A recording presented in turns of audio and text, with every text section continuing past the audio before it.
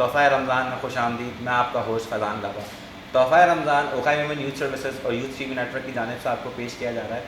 आज की ट्रांसमिशन का बाकायदा आगाज़ हम तिलावत कुरान पाक और नात रसूल सल्लल्लाहु अलैहि वसल्लम से करेंगे, जिसके लिए हमारे साथ मौजूद हैं अब्दुल अहद हाफिज़ रिजवान मरकटिया। अऊज़ु बिल्लाहि मिनश शैतानिर रजीम। बिस्मिल्लाहिर रहमानिर रहीम। क़ासिन तिल्क आयातुल क़ुरआनि व किताबिम मुबीन। हुदन व बुश्रा लिल मुमिनीन अल्लज़ीना युक़ीमूनस क़लात व यु'तूनज़ ज़कात व हुम बिल आखिरति हुम यूक़िनून। इन्नल्लज़ीना ला यु'मिनून बिल-आखिरति ज़य्यन्ना लहुम अअमालहुम फहुम यअमहून। उलाइका अल्लज़ीना लहुम सूउल अज़ाब व हुम फिल आखिरति हुमुल अख़सरून। व इन्नका लतुलक़्क़ल क़ुरआन मिन लदुन हकीमिन अलीम। इज़ क़ाल मूसा लिअहलिही इन्नी आनस्तु नारा सआतीकुम मिन्हा बिख़बरिन औ आतीकुम बिशिहाब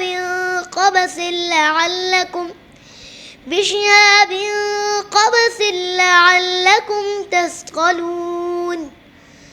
सदक़ल्लाहुल अज़ीम। रक़्क़त ऐनाय शौक़न व लितैबत ज़रफ़त अश्क़न फ़अतैतु इला हबीबी फ़हदह या क़ल्ब व रिज़क़न सल्ली अला मुहम्मद। अस्सलामु अलैका या रसूलल्लाह। अस्सलामु अलैका हबीबी या नबी अल्लाह या रसूलल्लाह।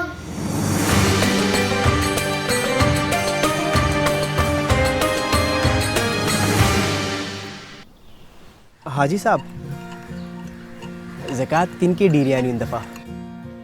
कोई भी इदारे के जिन जो कम नज़र चुनू है। पांचो भी तो अक्रो इदारो आए OMYS ने पहलो तो बिरादरी तो बनी तो ईश पढ़ियानु ना कुरान पाक में। हाँ, मगर इन लोगों की जो कम डिसाई न थो ना डिसाई भी नहीं। हाजी साहब, असाजो दारो कम भी करे तो ने बदे जी इज्जत नफ्स जो ख्याल भी रखे तो ना मारो जो तमाशो बनाई तो ना पोते जे कम जो। OMYS आला तालीम, इलाज मुआलजो, ज़रूरतमंद लाए राशन, करोड़ों रुपया हर साल खर्च करे तो, लेकिन चुपचाप जो इनकम जो हक भी आए। इन तरीके से कम करने से अखरो नुकसान जरूर थिए तो कम नजर ना आए। लेकिन हाजी साहब, हिसाब किताब तो नजर अचे तो ना।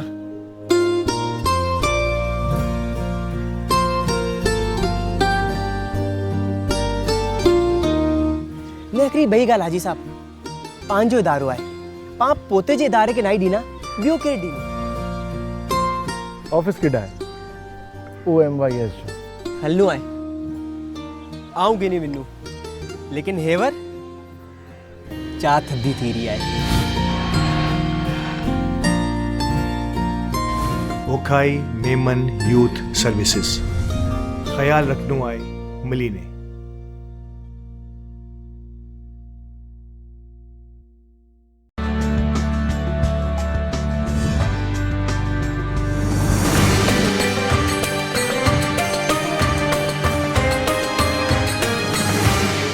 अस्सलाम वालेकुम। तोहफ़ा रमज़ान में खुश आमदीद। मैं आपका होस्ट फैज़ान लाबा आपके साथ मौजूद हूँ।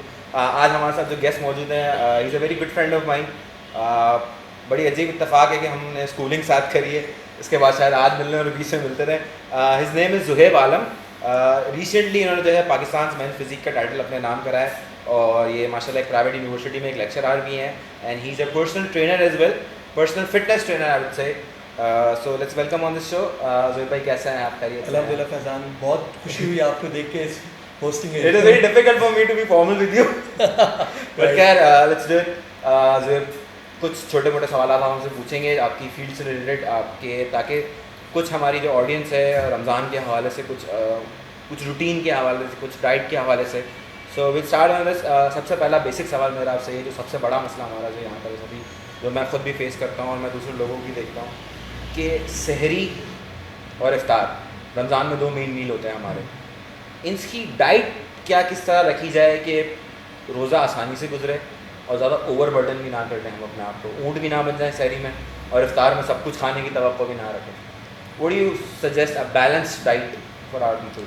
ओके, अगर हम बात करते हैं सबसे पहले रमज़ान के अंदर सहरी की, तो सहरी के अंदर हमें फूड सिलेक्शन करना आना चाहिए। बाज़ औक़ात हम क्या करते हैं कि हम सालन के ऊपर रिलाई करते हैं कि अमूमन हम अपने घरों में देखते हैं कि लोग सालन के ऊपर जो है वो सहरी करने के ऊपर वो ज़ोर देते हैं। आप उसके अंदर देखें कितने मिर्च मसाले होते हैं जिसकी वजह से आपका मैदा जो है वो ख़राब हो जाता है और आपको बदहज़मी ज़्यादा होती है। एग्जैक्टली। तो मेरा मानना ये है कि जो भी आप सहरी के अंदर खाएं वो क्वालिटी वाइज हो, ठीक है, ना कि आप तेल वाली चीज़ों की तरफ जाएं। मेरा सजेशन ये है कि आप अपनी ग़िज़ा के अंदर अच्छे कार्बोहाइड्रेट का इस्तेमाल करें। अच्छा, कार्बोहाइड्रेट्स 2 किस्म के होते हैं, सिंपल और कॉम्प्लेक्स, ठीक है। मेरा ये मानना है जो कॉम्प्लेक्स कार्ब्स होते हैं वो आपको देर तक एनर्जी देते हैं, बहुत देर तक ताकत देते रहते हैं आपकी बॉडी को। तो इसके अंदर आप ओट्स यूज़ कर सकते हैं जिसको हम दलिया कहते हैं, आप जौ का दलिया यूज़ कर सकते हैं, आप दूसरे दलिया यूज़ कर सकते हैं। इसके साथ साथ अगर हम बात करें प्रोटीन की, जो आप एनिमल सोर्स ऑफ एनर्जी से कहीं से भी ले सकते हैं, आप इसमें यूज़ कर सकते हैं चिकन, आप यूज़ कर सकते हैं एग, और आप यूज़ कर सकते हैं बीफ अगर आप उसके ऊपर आपको कोई एलर्जी नहीं है। अच्छा, अगर हम बात करते हैं प्रीबायोटिक्स की, दही एक बहुत अच्छी ग़िज़ा है आपके खाने को हज़म करने के लिए और आपके मैदे की जलन या आपके बदहज़मी को ख़त्म करने के लिए दही एक बहुत अच्छा ज़रिया है। तो मेरे ख़्याल से ये काफ़ी अच्छा सोर्स है सहरी के अंदर।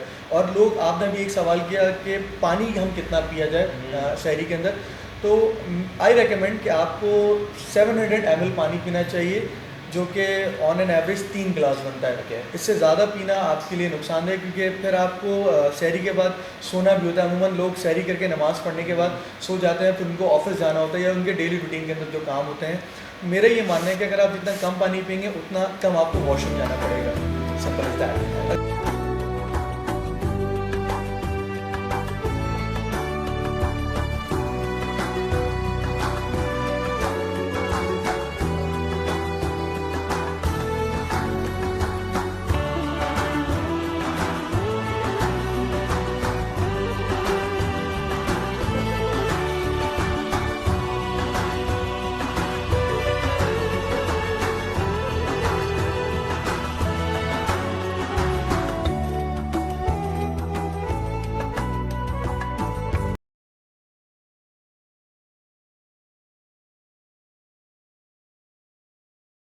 अगर हम बात करते हैं इफ्तारी की, तो इफ्तारी के अंदर हमें फूड सिलेक्शन, दोबारा मैं ये बात कहूँगा कि हमें समोसा और पकौड़ों से बहुत गुरेज करना चाहिए। इसकी वजह यह है कि जो चीज़ आप तली हुई अशिया को अगर आप देखें तो वो तली हुई अशिया ट्रांस फैट में कन्वर्ट हो जाती है। आप एक नॉर्मल सी चीज़ को डीप फ्राई करके उसकी कैलोरी कंटेंट को बढ़ा देते हैं एज़ पर फैट, तो वो जितना आप खाएँगे वो आपके लिए उतना ही मुज़र सेहत है। और इसी के साथ साथ लोग मशरूबात का जो है वो सिलेक्शन करते हैं। आपने देखा है काफ़ी सारे मशरूबात हमारे पास इफ्तार के दस्तरखान में होते हैं। आई रिकमेंड कि आप पानी से अपना इफ्तार खोलें, खजूर के साथ इफ्तार खोलें। खजूर is very good source of energy. वो लो ग्लाइसेमिक इंडेक्स होता है आपकी बॉडी के अंदर, बहुत अच्छी तरीके से वो एनर्जी प्रोवाइड करता है as compare to other foods. अगर आप बात करते हैं समोसे, पकौड़े और मशरूबात की, ये सारी वो चीज़ें जो हमें नहीं खानी चाहिए और अमूमन हम इस चीज़ की तरफ जा रहे होते हैं। एग्जैक्टली। तो आई रिकमेंड कि खजूर से इफ्तारी खोलें और पानी का इस्तेमाल करें और उसके बाद नमाज़ पढ़ें। ठीक, वेरी गुड। ये तो खैर सारे खाने पीने की चीज़ें हैं। एक और चीज़ मैंने नॉर्मल रूटीन में देखी है कि सहरी करने के बाद सो जाते हैं, इफ्तारी करने के बाद सो जाते हैं, तरावी में खाना खाने के बाद सो जाते हैं। सही। तो ये खाने के फ़ौरन बाद सोना रमज़ान में, फिर जब उठते हैं तो फिर ना सहरी की जाती है ना इफ्तारी की जाती है, और कुछ तो हमारे पास ऐसे लोग हैं माशाल्लाह के जो सहरी करके सोते थे फिर असर में उठते हैं इफ्तारी के लिए। उनमें मैं भी शामिल हूँ। तो फिर खैर तो वो तुम वर्कआउट करके बराबर कर लेते हो Exactly. उसको, हम नहीं कर पाते। तो रूटीन थोड़ी सी बता दो कि यार रूटीन क्या रखे बंदा जिसमें जो है ना ये सारी चीज़ें हजम भी प्रॉपर तरीके से हो जाए। अच्छा देखें, हम बात करते हैं दोबारा से सहरी के ऊपर। अगर हम सहरी के ऊपर बात करते हैं तो अमूमन क्या होता है, ज़्यादा खाने की वजह से आपका जो इंसुलिन लेवल है वो स्पाइक करता है। इंसुलिन एक फटीग हार्मोन है, वो आपके कंट्रोल में नहीं है। आपकी बॉडी में एक्सेसिव शुगर की वजह से आपको नींद आ जाती है। तो ये जो एक मेन पॉइंट होता है जिसके से आप जैसे ही आप सहर इफ्तार हैवी तरीके से करते हो या शुगरी आइटम के साथ करते हो तो आपको नींद आने लगती है। आई रेकमेंड, दोबारा से ये बात कहूँगा कि शुगर आइटम वाली चीज़ें आप खा सकते हैं। आप सहरी के अंदर वाटरमेलन का यूज़ कर सकते हैं, वो लो ग्लाइसेमिक इंडेक्स है जी। Okay. आप सहरी में वाटरमेलन का इस्तेमाल कर सकते हैं, आप सहरी में स्ट्रॉबेरीज का इस्तेमाल कर सकते हैं। ये वो सारे फूड हैं जो लो ग्लाइसेमिक इंडेक्स है, जो आपकी बॉडी के अंदर स्लोली शुगर को जो है इंक्रीज़ करते हैं, ना कि स्पाइक करते हैं। Okay. स्पाइक के अंदर आप ये देखते हैं जैसे आप रूह अफ़ज़ा पीते हैं लेट सपोज, तो वो क्या करता है आपकी बॉडी के अंदर ग्लाइसेमिक इंडेक्स बहुत तेज़ी से हाई करता है और आपकी शुगर ब्लड लेवल जो है वो ख़राब कर देता है। ठीक है, अच्छा that's the routine you are telling about. आप क्या रेकमेंड करते हैं कि सहरी के बाद फ़ौरन सोना या इफ्तार के बाद फ़ौरन सोना इज़ गुड थिंग, या थोड़ा बंदा थोड़ा सा वर्कआउट करे या थोड़ा वॉक कर ले? अच्छा, आप एक चीज़ नोट करें, साइंस ये कहती है कि जब भी आप कोई चीज़ खाएं, आप खाना खाएं, चाहे आप बहुत कम खाएं चाहे आप ज़्यादा खाएं, आपको ना चलने की ज़रूरत है ना लेटने की ज़रूरत है। आप सिर्फ उस खाने को खा के बैठ जाएं। Okay. 10 से 15 मिनट आपको बैठना चाहिए उस खाने को खाने के बाद, चाहे आप सहरी करें या इफ्तार करें। आप हमेशा ये चीज़ नोटिस कीजिएगा कि जब आप सहरी करते हो फजर की अजान होती है तो उसके बीच का जो वक्फा होता है वो 10 से 15 मिनट का होता है। सही है। ये इस्लामिक पॉइंट ऑफ व्यू से भी है कि आपका खाना इन बिटवीन वो डाइजेशन प्रोसेस शुरू हो जाता है। और अगर आप बात करते हैं साइंटिफिक से, साइंटिफिक नॉलेज भी आपको यही कहती है कि आपको 10 से 15 मिनट का रेस्ट देना चाहिए आफ्टर खाना। Okay, thank you. एक और चीज़ जो है मैंने देखा है कि रमज़ान में लोग जो है वो जो नॉर्मल डेज़ में वर्कआउट करते हैं वो रमज़ान में छोड़ देते हैं कि नहीं यार हमारा रोज़ा है, ये हो जाएगा वो हो जाएगा। उससे जो है इनका वज़न बढ़ भी जाता है। कभी कभार मैंने देखा है लोग जो है ना बिल्कुल ही फाके पे चले जाते हैं, तो वो बिल्कुल ही कमज़ोरी की तरफ चले जाते हैं।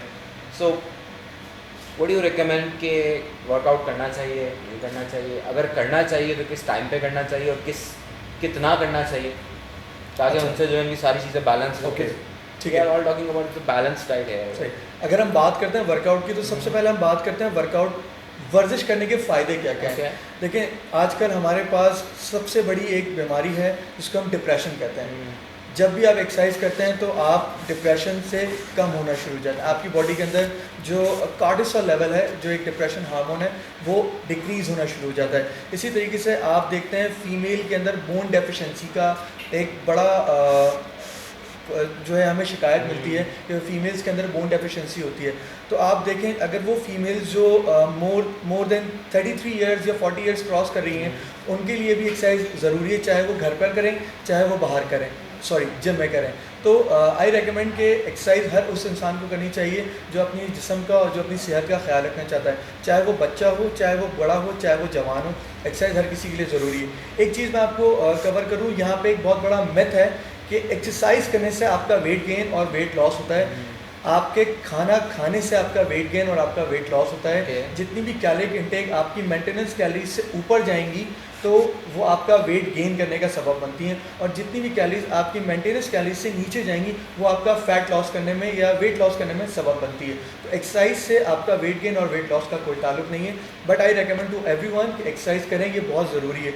इन रमज़ान अगर हम बात करें तो आई रिकमेंड कि एक्सरसाइज उन लोगों के लिए जो फ़ैट लॉस के ऊपर काम कर रहे हैं वो इफ्तारी से पहले कर लें।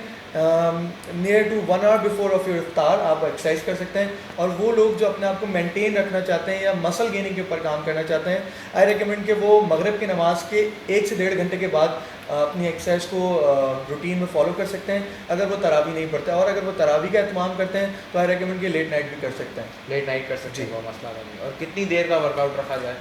कोई बेसिक 2-4 एक्सरसाइजेज बता दे ताकि हम भी कर लेंगे घर पे। अच्छा, आपको तो खैर जिम आने की ज़रूरत है, आपको घर पे आने की ज़रूरत नहीं है। जी बिल्कुल, मैं ज़रूर इस बात को शेयर करूँगा उन लोगों के लिए, उन ख़वातीन के लिए ख़ास तौर पे जो अपने घर में अपने बच्चों के साथ अपने किचन में बहुत ज़्यादा मसरूफ़ होती हैं, उन लोगों के लिए भी एक्सरसाइज बहुत ज़रूरी है, क्योंकि हमारी वालदाओं के लिए ये चीज़ बहुत ज़रूरी है, क्योंकि वो हमारा ख्याल रखती हैं, हमें भी किसी थ्रू उनका ख्याल रखना चाहिए। खैर बहरहाल हम बात कर रहे हैं एक्सरसाइज के ऊपर, तो एक्सरसाइज हमारी होनी चाहिए 30 to 45 मिनट्स मैक्स।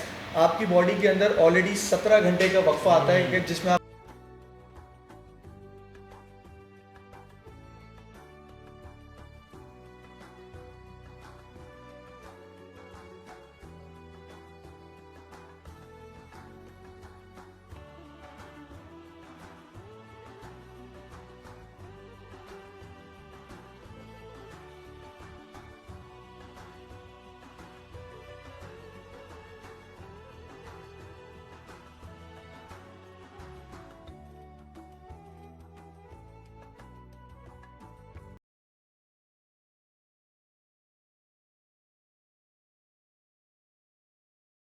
अच्छा, फ़ीमेल्स के लिए हम बात कर रहे थे फैज़ान, तो उन ख़वातीन के लिए जो एक्सरसाइज घर पे करना चाहती हैं, तो मेरा आई रिकमेंड कि वो घर पे वॉक कर सकती हैं, ठीक है। आप अमूमन हर किसी के घर में सीढ़ियाँ होती हैं, तो आई रिकमेंड कि अगर आप स्टेयर्स के ऊपर भी थोड़ा सा वॉक करो, हाई इंटेंसिटी के ऊपर वॉक करो, तो आपका फ़ैट लॉस होने में मदद देता है।